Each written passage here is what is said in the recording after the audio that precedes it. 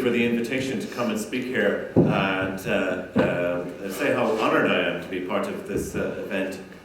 When I was president of PSI, and indeed when I was an early graduate of psychology, I look forward to, well, I don't look forward per se to being a late graduate of psychology, in due course, that time will come to us all. But when I was an early graduate of psychology, it was 25 years ago, so it's actually, if you think Brendan looks like a spring chicken, I think I've often wished for grey hair, actually, just so I can get a bit of respect from some. But it's fantastic to be here, and I hope what I have to say is of interest.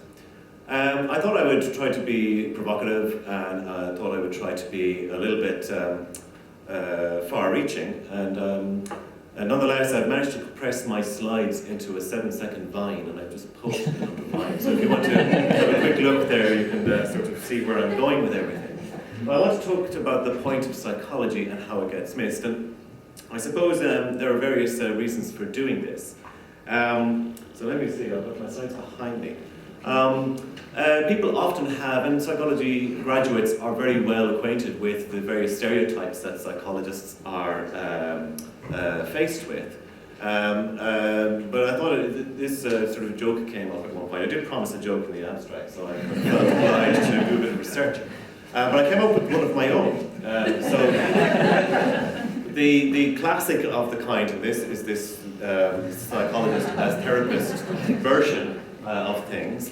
But my one is slightly different. There is another version that I also found playing on the theme, but I thought it was kind of streaming through consciousness a little bit too much here. But my one relates to how many psychologists it takes to change a light bulb. And I have a more or less health psychology background, and I originally thought this as a health psychology one, because people often have to answer the question, well, you know, psychologists aren't really qualified to do that. However,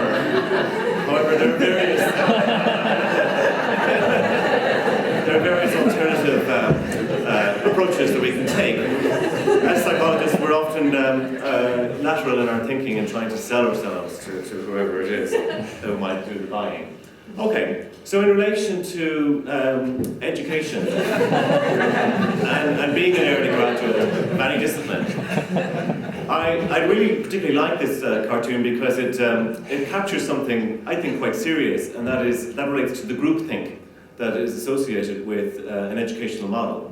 And psychology is very proud of itself, and that's good. Psychology values itself quite a lot, and that's also good. But of course, if you take those things to extremes, you can enter a realm of sanctimony and look down on other disciplines and on other people who aren't in your discipline in various ways. So we end up maybe being loyal to our discipline in a way that poses certain challenges because we become blind to its faults. And we play on, maybe we take advantage or end up receiving an advantage of other people's relative ignorance of what it is that we actually do. And people come to psychologists and with a kind of awe. And we're essentially just recycling a narrative or a discourse that we've been taught in education, and who knows whether it is actually as good as we think it is. So I do like the cartoon. I think it's quite funny. And of course, we're all there with our certificates on the wall, and myself included. So what I thought I would talk about is really what is the point of psychology? And does the educational model of psychology capture that, or does it miss that? And are we sometimes too obsessed with the kind of literal structure of what a textbook version of psychology is, as opposed to what psychology originated as a phenomenon of human culture? And so I'm going to give you an outline. All right. So, question, is psychology a therapy? We're going to look at that, and we'll explore an answer to it. Is psychology a guide to good behaviour? Now, just if you bear with me, I've actually pumped the slides here, but I want to have a reflection here, so I'm just going to double up on my, so I don't have to keep looking around behind me, because that's going to get awkward. It's still behind me, isn't it? Okay. That's not. Okay, now I can see where I'm going. Right. So is psychology a guide to good behaviour? We often hear people talking about positive behaviours and ways of increasing positive behaviours and ways of decreasing negative behaviours and reinforcing this and that. Is psychology a means of achieving the good life or a virtuous discipline? So is it an intrinsically good thing? Many years ago there was, I think, a special issue of the Irish psychology, or the Irish Journal of Psychology around, is psychology a questionable behaviour, or is psychology a dubious endeavour? Something along those lines. And then finally, what actually is psychology? If you take away all of those things, what's left? All right. Now, so is psychology a type of therapy? This is the classic cliche. This is the so-called, and it is a cliche in its own right, what the taxi driver says to you when you tell them that you're a psychologist. And it's always, can you help me with my problems, or read my mind, and so forth. But the psychologist as therapist is a very strong model, and very often I encounter psychology students who have a strong commitment to helping people as a future career, and that's really why they're into psychology. But is psychology actually a type of therapy in the pure form of psychology? And one thing to bear in mind is that if you look at this historically, you will see that the psychotherapies and the psychotherapeutic professions pre-existed modern psychology, coexisted alongside modern psychology, and only in relative recent times have become under the umbrella of psychology as an integrated part of the discipline. And this continues to pose problems of a certain kind today, where the psychotherapist sees themselves as doing a very different job and fulfilling a different role to a psychologist, ostensibly in the same discipline. The picture on the left relates to what barber shops used to look like back in the olden days, where you could, as well as getting your hair cut, you get your teeth pulled, because dentistry originated as a backstreet service from a barber shop, and that explains why the red and white pole is the symbol for barbershops around the world today, because they used to hang the red and white rags, the bloodied rags, in their windows as a sign to tell you where you could get your teeth pulled and your hair cut. And not only the haircuts remain, thankfully enough. And it is an interesting theme in its own right, because you could ask the question, if something originated as a separate discipline, does that necessarily mean it should remain a separate discipline today? And psychotherapists sometimes take that view. Psychotherapy is an independent, autonomous discipline with its own history, so psychology should keep its distance. But that doesn't necessarily follow, because dentistry is reasonably and appropriately a healthcare profession now. We don't expect to get our teeth pulled in the barbershop anymore. So the history is there, and it's interesting and it's respectable, but it doesn't necessarily tell us what we should do today or in the future. So when people look at psychotherapy, you might be aware that they've encountered an issue relating to, psychotherapy originated in various manners historically and prehistorically, in terms of shaman culture. Anthropologists will talk about the mental health role that shamans had in prehistoric civilizations and early civilizations. So psychotherapy is there, and it's only recently that psychologists have gone to look at it over the last 75 years or so. And when we use our empirical psychology methods to see how psychotherapy works, people encounter what they call the dodo bird problem and the dodo bird conjecture. So in Alice's Adventures in Wonderland, there was a brief episode where the dodo bird had tried to organize a race. It was a very poorly organized race. Nobody knew who won the race, and therefore the dodo bird said, everybody has won, and all must have prizes. And the statistically minded psychologists who looked at the literature on psychotherapy concluded that all psychotherapies must have prizes because they're all equally effective. And the way they operationalized that was by imagining, if you took every single two psychotherapies and compared them to each other, what would the average difference be? And if the dodo bird conjecture is true, the average difference would be 0. And therefore there will be a lot of zeros if you looked at all possible pairs. And if the dodo bird conjecture was false, then the average effect size would deviate from 0, because some therapies would be better than others, and you'd have the lower line there. And when you actually look at the literature with that strategy in mind, the dodo bird conjecture appears more true than false. And without getting into, and remember these are on Vine, but without getting into all the microscopic details, you can see that the statistical modelling showed that with overwhelming probability, these effect sizes did not deviate from 0. And the overall average difference between two therapies was an effect size somewhere in the region of 0 to 0.21.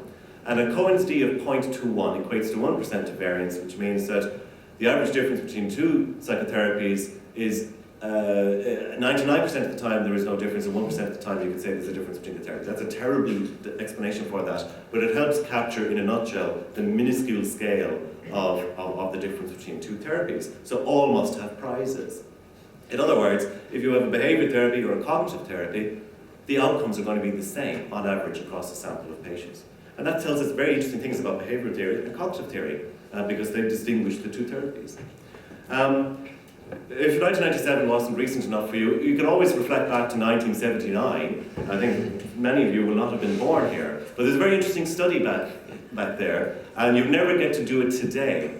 And so Strupp and Hadley's study was famous at the time, and it's still relevant, I think, for our thoughts.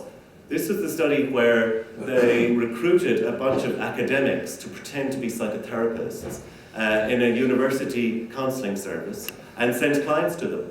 And follow them up after therapy, after 25 hours of therapy each, and after a year. And there were professors of history, of mathematics, of philosophy, and so on. And the samples are shown there, and the details are shown there, but they did proper clinical assessments pre-therapy, post-therapy, and then 1 year later. And they found that the clients recovered as quickly and stayed recovered as well after a year's follow-up when they were seen by a professor pretending to be a psychotherapist than they were when they were seen by psychotherapists who had an average of 13 years experience behind them. So we see that being trained as a psychotherapist doesn't really matter either. You're just as useful to a client as somebody who has never been trained. In more modern times, we have this idea of a treatment manual, because researchers sometimes say, well, yeah, we hardly know exactly what's going on in the session. Maybe the treatment being offered isn't really the treatment as it says in the tin. So you send someone to a cognitive therapist, they don't necessarily get pure cognitive therapy. So they ask therapists to adhere to a treatment manual so that they can moderate and monitor how well the treatment was delivered in terms of how it was supposed to be delivered. And that allows us in these types of studies to eliminate any therapy situation where people didn't really adhere to the manual and deliver proper therapy. But other researchers then said, well, you can actually use that as an independent variable. You actually measure how well do people adhere to therapy manuals, and then see, does that make a difference? And so this has been done loads and loads of times. If you're familiar with meta-analysis results, you'll see that there are lots and lots of studies into this, where people followed treatment outcomes in therapy studies, having taken account of the extent to which the treatment manual was adhered to. And they use the adherence as an independent variable. So the more adherence might be expected to lead to better outcomes if the therapy is valuable. The scattered dots to the left and to the right tell you immediately that some of the effects were in one direction, some of the effects were in the other. The bottom line dot, at the diamond at the very bottom, is just hovering above zero. And that tells you that across all of these studies, with their sample sizes and their different methods, but nonetheless the collapsed data set, the average effect size was zero. So the association between following the manual and in some studies following the manual made therapy worse. In other studies it made it better, but the overall average was zero. It didn't make any difference. Okay. And then people nowadays reflect a little more on qualitative dimensions to this. And so they're asking about expertise as a concept.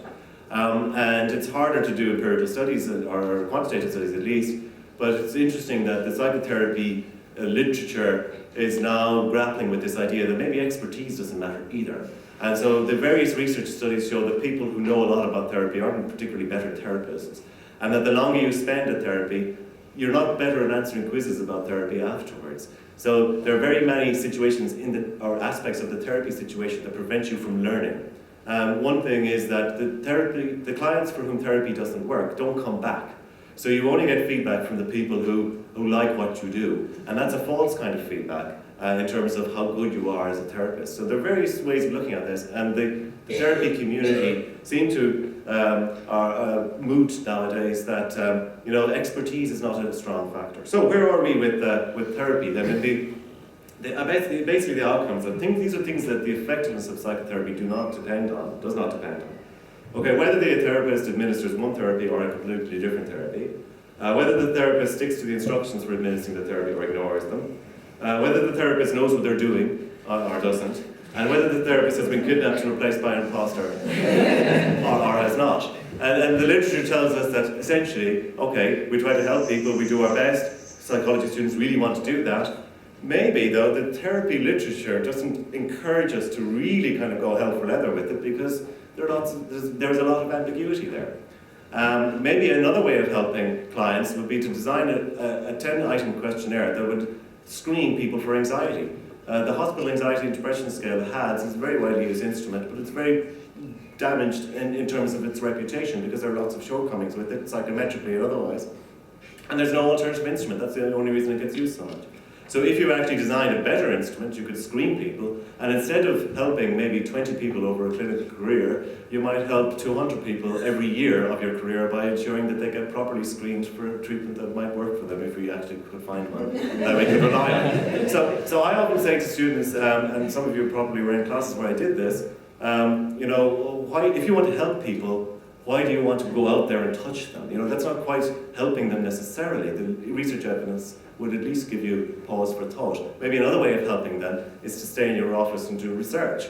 That is equally valid, I would say. So the argument that I want to help people, therefore I want to do clinical or psychotherapy, that doesn't necessarily win the argument. You need more than that, because you can help them without doing those things too. So is psychology a therapy? Probably not, really. Let me develop the argument just a little bit. Is psychology a guide to good behaviour? Because a lot of research is geared around these things of positive behaviours, trying to increase positive behaviours, enhance the extent to which people engage in certain things. And we have all of these interesting studies using social cognition models like the theory of planned behaviour, trying to find out whether it's what other people think is normal or whether or not I have control over it that makes us wash our hands or not wash our hands, and various profound research ambitions of that nature. And you have all of these various behaviours that we might unambiguously say are positive. It's better to wash your hands than not. I'm not going to argue with that. But I would argue that when psychology starts talking about this is positive, it's simultaneously talking about something else as negative. And we need to ask ourselves whether we're entering a realm that we can actually substantiate over time. Because we might be bringing the personal into the professional in that regard, because positivity and negativity is an arbitrary judgment call a lot of the time, and we might end up imposing a norm on other people's moral frame of reference without even thinking about it. So when we look at other positive so-called behaviours that many psychologists try to, this is a very famous sign, and obviously somebody's trying to reenact the sign down below. Smoking. Now, I don't smoke. I used to smoke, but I don't smoke. And there's a lot of controversy around smoking. A lot of psychology studies simply say that smoking is bad, and therefore quitting smoking is good behaviour. Other people will argue there's a civil liberties dimension, there's a pleasure dimension, there's a wider picture here, and maybe smoking is not just intrinsically immoral and intrinsically negative, maybe there are other ways of looking at it. You can apply that argument to various other things, including giving to charity, which some people say that is counterproductive in certain respects. Engaging in voluntary work, some people say is counterproductive in certain respects. So there are debates here, okay? And I'm not saying that it's all black and white. What I'm actually saying is that it's not. And then when you get to other so-called positive behaviours, maybe our Western or our Irish frame of reference will help us understand that actually when you declare something positive, you're not always going to be agreed with. So there's also a kind of concept in in the Western world, many hundreds of millions of people would adhere to the idea that you shouldn't have sex before marriage, or you shouldn't have sex when you're young. And encouraging positive behaviours involves encouraging people to not do things like that. I'm not so convinced that there's something so dramatically bad about having sex when you're young. It's a moral dilemma. And for a psychologist to simply say this is positive behaviour, we should encourage it, or to simply call it positive without critiquing or interrogating the term, we might be getting into tricky territory. And then when we look at other types of behaviours in the history of psychology, we have the whole question of heteronormativity and the idea that heterosexuality is normal and other things are not normal. Now this isn't today or yesterday, this is quite old actually. On the right hand side there's a very poor reproduction admittedly, but it's the only original that I could find from DSM-2. Now DSM-2 is quite old, but homosexuality was listed as a pathology, and therefore it's not a positive behaviour, and there was no debate about it. And this reflected cultural norms in the places where DSM evolved, but nonetheless it perpetuated those norms too, because it was seen as a manual to help professionals do their jobs with regard to this matter. When I was an undergraduate student, I did say it was 25 years ago, whatever, but DSM-3 was around, and that didn't have homosexuality as a pathology. However, the textbook I was given in this university to study still included homosexuality in the abnormal psychology section in the textbook, and it said things like, although it's no longer a pathology, I think we should still talk about it in the context of abnormality for various reasons. And you can see from the sentences just above, it was included in the abnormal psychology textbook just after the section on rape. Because that's why seeing as we're dealing with this, we might as well talk about homosexuality as well. So there's this whole lingering heteronormativity and stigmatization of homosexuality that is interwoven with the idea of positive versus negative. So what I'm saying to you is that positive versus negative is never straightforward, it's always arbitrary, and we must declare it as such and question whether it is right for psychology to do that as opposed to individuals who commission research to do that. And since we're into the DSM, people would say that's the olden days, but very recently we had DSM-5 in 2013, which is supposed to answer all sorts of problems, and homosexuality is long gone. But there are still all sorts of artificial and arbitrarily imposed norms around sexuality, and some things are positive and other things are negative. Transvestic disorder is classified as a disorder. The one concession they made is that women can have it now as well as men, and it relates primarily to the distress caused by other people harassing you for being a transvestite or for engaging in transvestism. So it imposes in the individual a pathology that is actually the result of a sociocultural attitude. And if you don't encounter that type of hostility from other people, you don't have this pathology. So it's a very strange notion of what is positive and what is negative. There's something wrong with you if other people victimizing you. Okay, and similarly with gender dysphoria, what they used to call a gender identity disorder. And it's funny because they took the word disorder out because they said it was stigmatizing. But for transvestic fetishism, they put the word disorder in order to make it less stigmatizing than fetishism. So even that, it's all just kind of what some people think about it. It's not science, it's not intrinsically right and wrong. And the question I would ask about gender dysphoria and is why is it a psychiatric diagnosis? Many people will become distressed about physical aspects of their biological identity if there is a health problem associated with it, but we don't put it into the DSM as a psychiatric disorder. So gender dysphoria is simply one's distress at a biological aspect of our lives. And lots of biological aspects, including lots of illnesses, are distressing to people without them being deemed negative by psychology. Here's another dramatic, and in a funny way it's almost comical, but it is extremely grave as well. And the history of psychology includes a whole set of disorders around African American slaves who wish to flee from slavery. There must be something wrong with them. So they're suffering from drapetomania, a psychiatric condition. They want to move north in order to not be slaves anymore. Therefore, they must be recaptured and treated for this condition.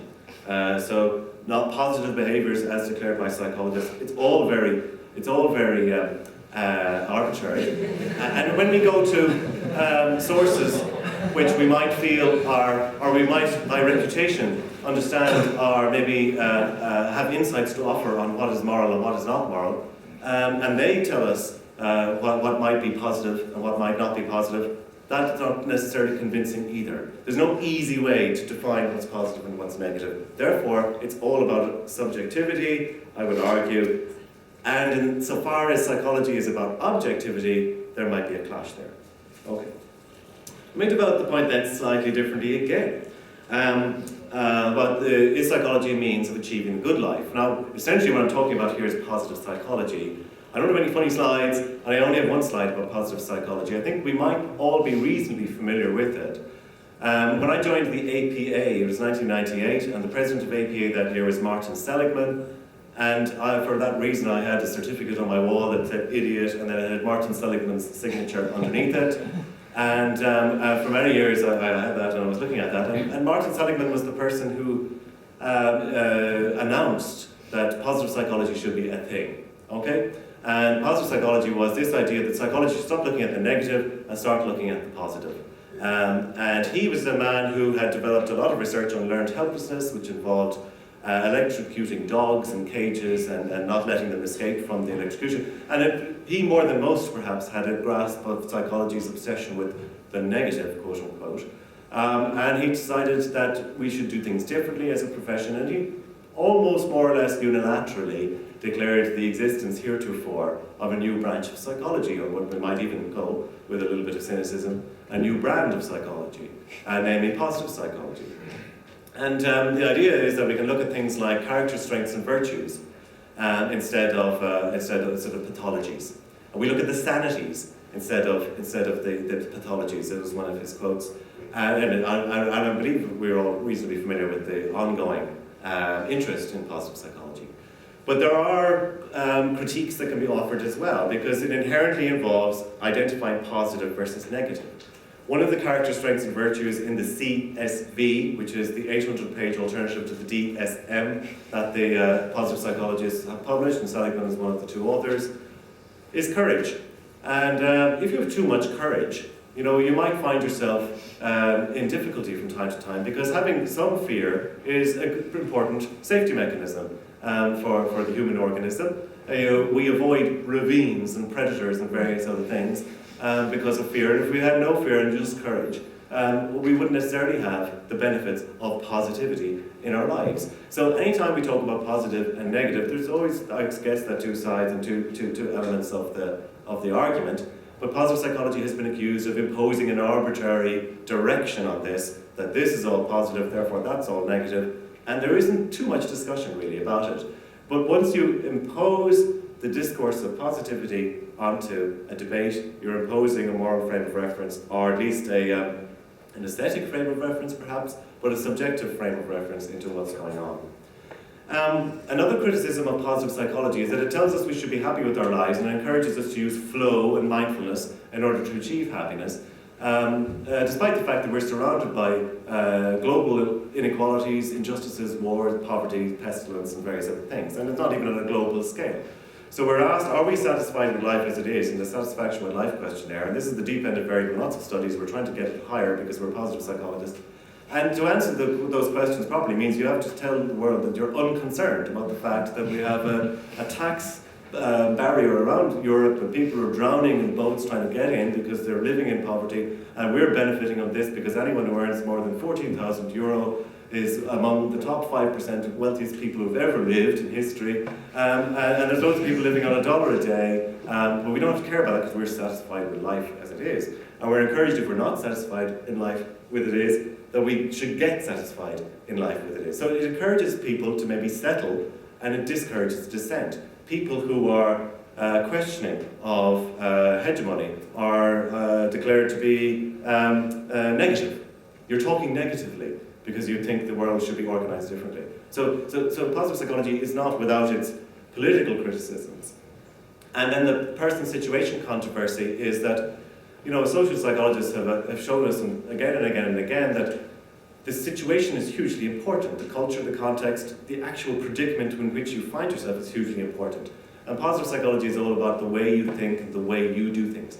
And if you want to be positive, that's one variable.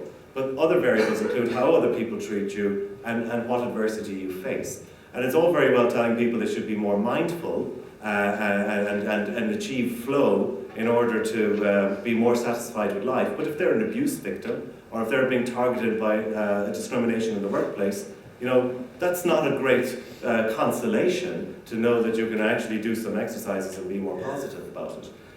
So the person-situation dimensions are lost in a lot of positive psychology as well. So I don't think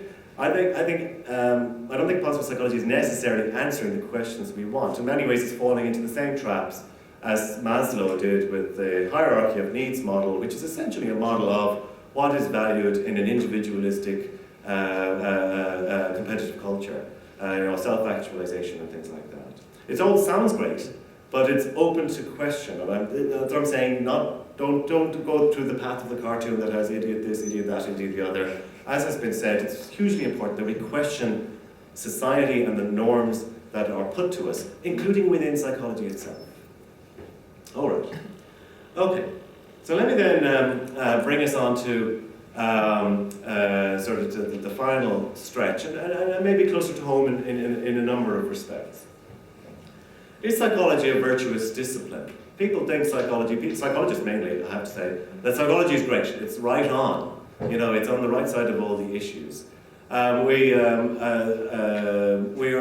entering a period of Irish history which is going to be very interesting. 20 years ago, and I was at an event last night in the college bar, actually, in another room, a reunion of people from 20 years ago who participated in a world record-breaking event. Otherwise, in 1995, we also participated in organising a big event around the divorce referendum and campaigning for the introduction of divorce to Ireland. And we had people taking to the podiums saying that this couldn't happen because it's a thin end of a wedge. If you allow a divorce, you'll end up with abortion and euthanasia. So for the sake of our unborn and our elderly, we should not vote for divorce. And we ended up with a result that was 50.1% in favour of divorce and 49.9% against, and that's how divorce came to Ireland in the late 1990s. It's not that long ago you had this kind of, I suppose, intellectual isolation in Ireland and this sort of moral oppression. We might be revisiting that in a certain way, and I certainly wouldn't take anything for granted here. So we have this discourse emerging in relation to marriage equality about redefining marriage. And it seems to me a lot of people are concerned that we shouldn't be admitting to redefining marriage. And those of us who are in favour of course I must declare I'm in favour of marriage equality, I'm in favour of redefining marriage. That's the whole point of voting for marriage equality. In the same way as this very clever tweet put it, that Rosa Parks redefined bus travel by changing the laws around segregation of the races in the southern states in her time. So it's all about redefining. So we're entering an interesting time. And the temptation is for psychologists to naturally assume that they must, because they're psychologists, be on the right side of the issue. And reference is often made to the APA's position, and it's very interestingly worked out position using empirical data and so forth to contribute to the argument. And the lie of the data seems to show there isn't a problem for anybody in relation to marriage equality, and yet the very point that APA is putting is construed as not an empirical one, but a political one. So it's not that APA shouldn't do that, but it is obviously going to be mired in partisan attitudes. Okay, so psychology and psychologists will see themselves and often declare themselves to be very liberal-minded. And when psychologists are asked to describe their political views, it seems that from various studies, an overwhelming majority in most venues and in most samples will say they're liberal rather than conservative, most especially in relation to social liberalism as opposed to economic liberalism. So with social attitudes, psychologists, the vast majority, well over 3/4, saying that they are on the liberal end of things. And in the bottom table, if you have the time later to peruse it, it's saying that in academic departments of psychology, if a conservatively minded candidate applies for a job or is suggested to come and be invited to give a talk, what would you do? And large fractions of psychologists would say that they would discriminate against that person and eliminate them from consideration and wouldn't appoint them.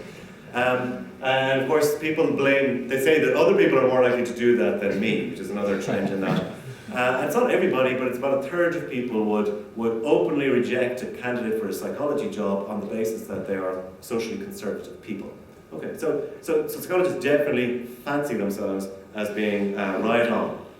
Okay, psychologists are academic. And remember what we said about heteronormativity as an example, a warning from history, if you like, as the Discovery Channel might put it. Psychology is essentially a white, middle-class, Euro-American, male, wealthy discipline.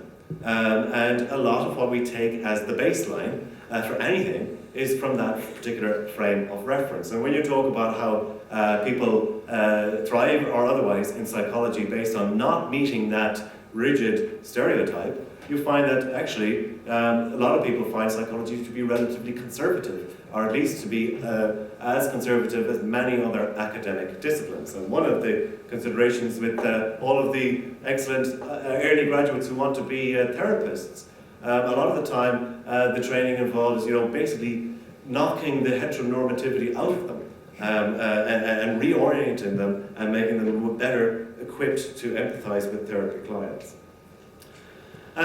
So let's really take it into interesting territory. About 10 years ago in Harvard University, the president of the university he made an interesting enough kind of speech, but you might remember reading about this subsequently or in the intervening decade. Harvard University, obviously a very illustrious institution, and he was asked, even though he's an economist, he was asked to talk about why it was that women don't thrive in academic environments. In other words, why there's an underrepresentation of women in senior academic positions. And he offered a few theories, and this was part of a speech, a sort of a where are we now type of speech, early in the day, early in the year. So I'm kind of wondering, what's going to accrue from this particular conference today. But under these types of conditions, he offered the view that, okay, there were three reasons why women are underrepresented in senior academia. One is how do you describe it? The high-powered job hypothesis.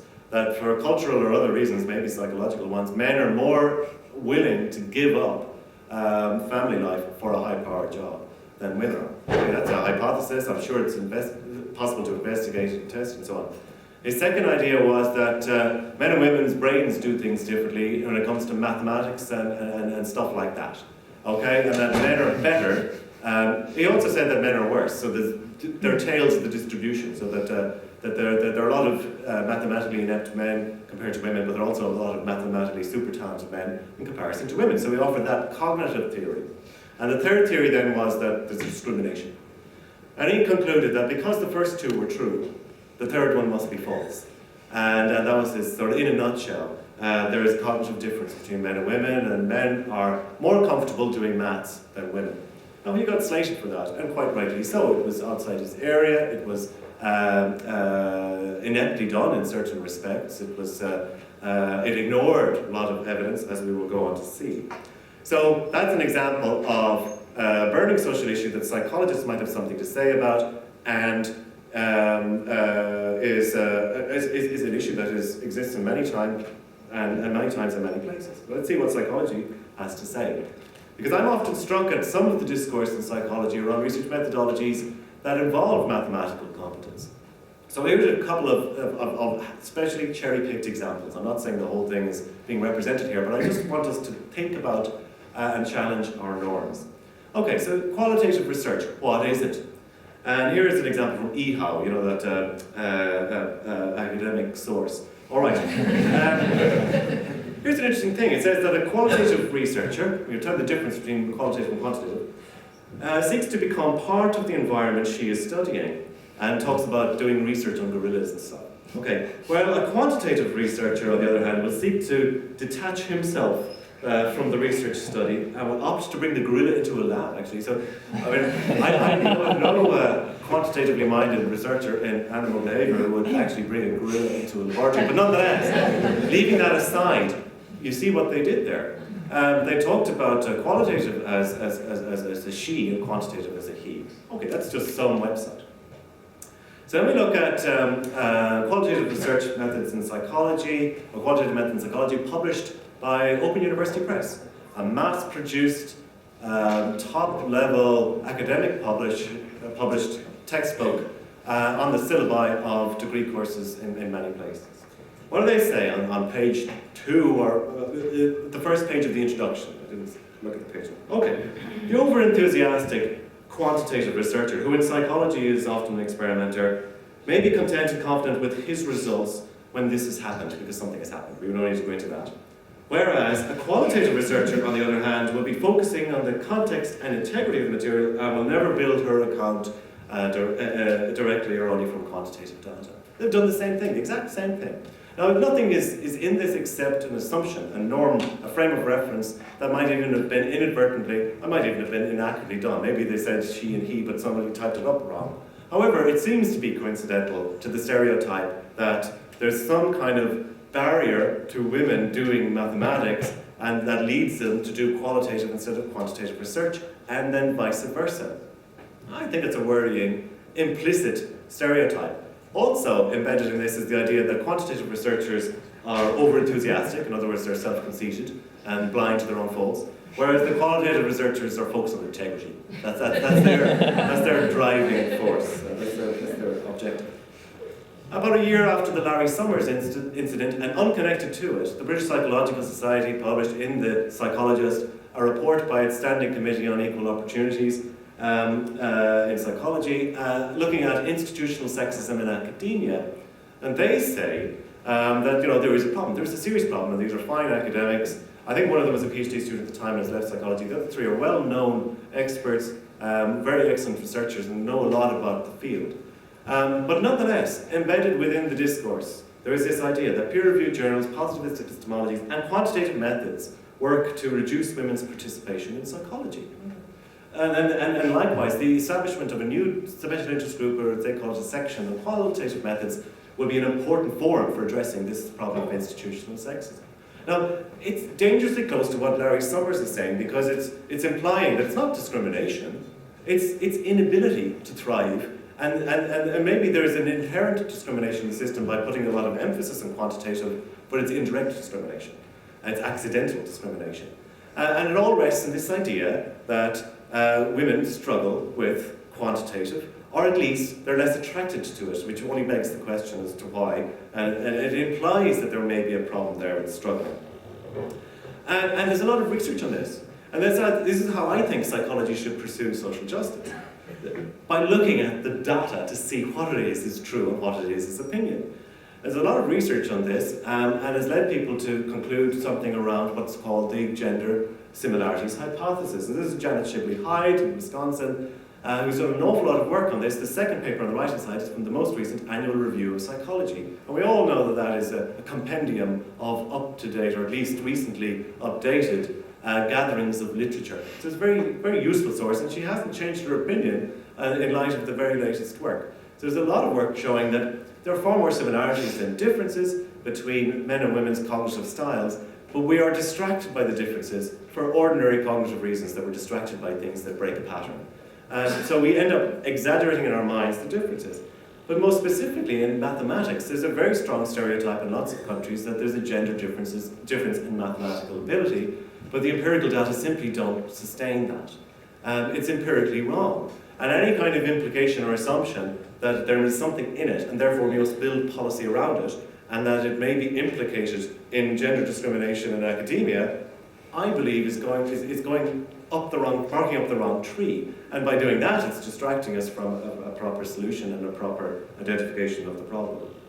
It's this whole very famous cartoon, it's a whole concept that when men flounder in mathematics, we ignore the fact that they're men and say, you're no good. And when women flounder in mathematics, it's somehow seen as, well, it's gender typical. It's normal within that context. Okay. And I'm going to show you some of the data now, but I'm going to do it in the context of, what actually is psychology? What's the point of psychology? What's the place of psychology? And just to get the picture across, this is empirical data on mathematics scores in children across the United States. And the extreme right-hand side of the table gives you the sample sizes concerned. In most cases, they're close to 1 million. In only one case, it's less than 500,000. You have very, very large comparisons between boys and girls, in this case, on mathematical ability. And the effect size is given under the column mark D. The variance ratio we would better understand as the F ratio. So the D's there are showing you two things. One is some of them are positive and some of them are negative. So in some of the samples, boys did better than girls. In other samples, girls did better than boys. But in all the cases, the D's are minute. Remember I said that a D of 0.21 is equivalent to 1% of shared variance. That means that 99% of the problem is to do with something other than what is being studied. In this case, all the D's are 0.0 something. It's absolutely minuscule. There is no empirically recorded difference in mathematical ability between boys and girls right throughout the school system. And when you look at adults doing mathematics, and a meta-analysis combining 400 different samples, giving us 1.2 million adults doing mathematics tests, we know in every case what gender they are, we know in every case what maths score they got. And when you actually combine all that together to see is there an association between gender and mathematics, the total effect size is D.05, which is equivalent to 0.0625% of shared variance, which means that 9375% of maths performance was to do with something other than gender. So in other words, there's no effect there. The more time you study it, the more time we find there's no effect. Obviously, the smaller studies will have different random effects in different directions related to methodological issues or maybe just chance. But when you actually put it all together into the same mix, you get that big peak in the middle around zero, a zero effect size. It's the dodo bird effect of maths differences by gender. Everybody does well and everybody does poorly. Okay. So I think that's the way psychology tackles inequality issues and social justice issues best. It is by bringing to the table objective data that at the very least can be independently verified. So people can't say it's just your opinion as to what's positive about the world and what's negative. They can go away and check it themselves. They can have their people look at it. It can be independently verified. So I think it's a very important principle. I'm not saying that psychology shouldn't have opinions, or psychologists, should I say, shouldn't have opinions. Psychologists absolutely do, because we all work off our own personal frame of reference when it comes to human values. This is a slightly complicated notion, but it is something that is worth thinking about at the same time.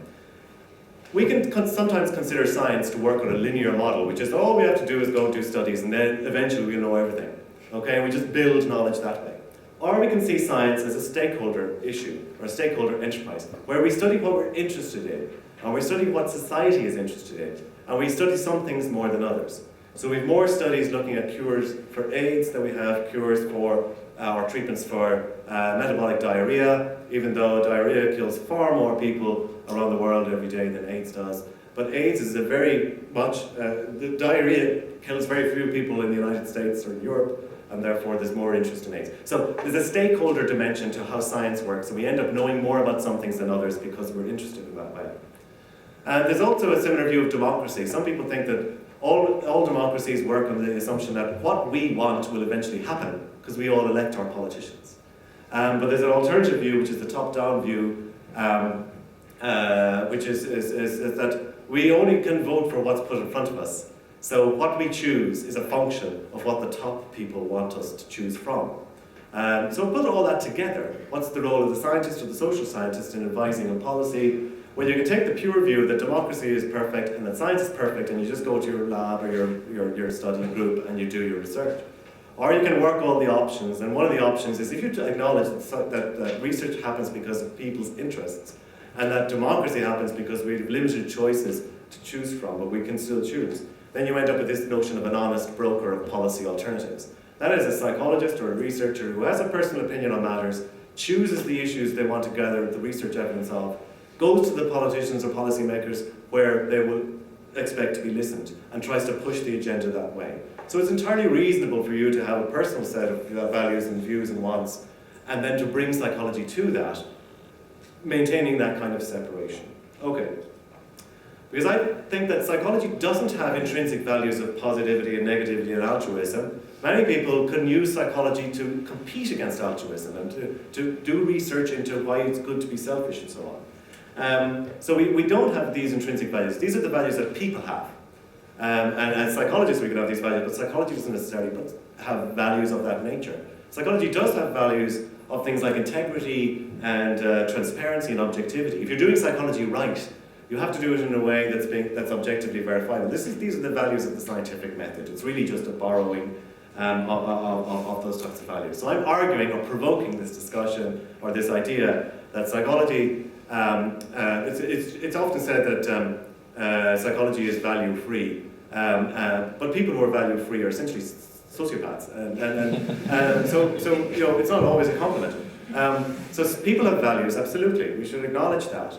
And we should use our science and our psychology in a particular way to defend it against the accusations that it's biased. So we use the psychology values, and they marry each other very well, I believe. So what is the point of psychology? I would summarize it as the use of empirical methods to resolve uncertainties in our understanding of the human condition. And empirical doesn't mean quantitative necessarily, it just means empirical. It means things that can be observed by other people to make sure that you're not wrong. Okay, and I would say it's like gossip or punditry, where we go around telling people why crime happens or what we should do about this, that and the other, except it's got empirical data attached.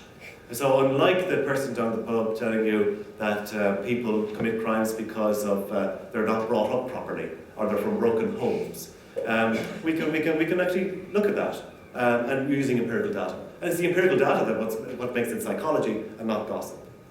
And psychology's key strength ultimately is its objectivity. The idea that you can say, take that, put that in your pipe and smoke it. I'm happy for you to check it. You will find I'm right. And that's a slight argument in the direction of quantitative over qualitative, in the sense that it's easier to verify quantitative data. Now you lose a lot, but you gain that little winning of the argument. Qualitative data is very good for winning hearts and minds, and quantitative data is very good for winning court cases and arguments and things like that. Okay. More than that, I'd like to provoke the view that every time psychology self-classifies or self-describes as liberal, or enlightened, or important, we're putting ourselves on a pedestal and we're attaching ourselves to a moral frame of reference, and we're doing as much to the credibility of psychology in terms of winning those arguments as we would do as happens when other people claim that we're Western and masculinist. So by attaching ourselves to a frame of reference, or a morality, if you will, a moral frame of reference, we're taking a risk with our credibility. Is psychology a tool with which to pursue social justice? I passionately believe that it does, and I would hope that I would have used it in that way myself. But it's me that has the value, not the discipline. And that's the separation I want to emphasize. And in my experience, when psychologists are just as capable as others as to joining the consensus, as engaging in the groupthink, as engaging in the heteronormativity, as telling us we shouldn't have divorce because, psychologists have done all of these things in my career. Being a psychologist didn't make them personally enlightened, in my opinion, and very often they were bad psychologists as well. Doing psychology right probably takes you in a direction of the values that I would hold. Injustices and inequality are, by definition, terms. They're almost mathematical concepts. This is more than that. Or this happened on one occasion, but it didn't happen in another occasion. That's what inequality and injustice means. And these are empirical notions, so let's go get some data and test it. Because it's all very well to be a pundit and tell everybody what the way things are, but the psychologist can bring some data to bear on the question and help win the argument one way or another. And resolutions to these dilemmas and challenges depend on more and better objectivity, more and better rigor, more and better verifiability, and so on. In other words, more and better science, if you wanted to really press the red button. But it's more and better of these things, which I think are all defensible and all valuable, rather than less. And so the idea that we should dispense with scientism or scientific methods, or move away and be psychologists, not scientists, I think that's exactly what they want us to do. That's exactly what people in powers within homeostatic inequalities want, because data disrupts the homeostasis. Data changes things. Data makes you ask why. And for that reason, I think that's the point of psychology. So thank you very much.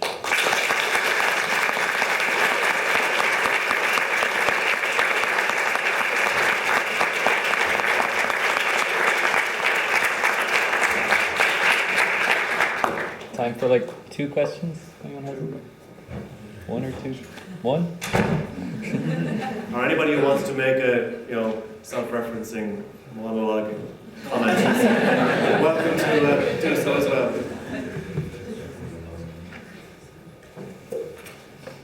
Okay. It's probably a good thing. Yeah. Time-wise, anyway.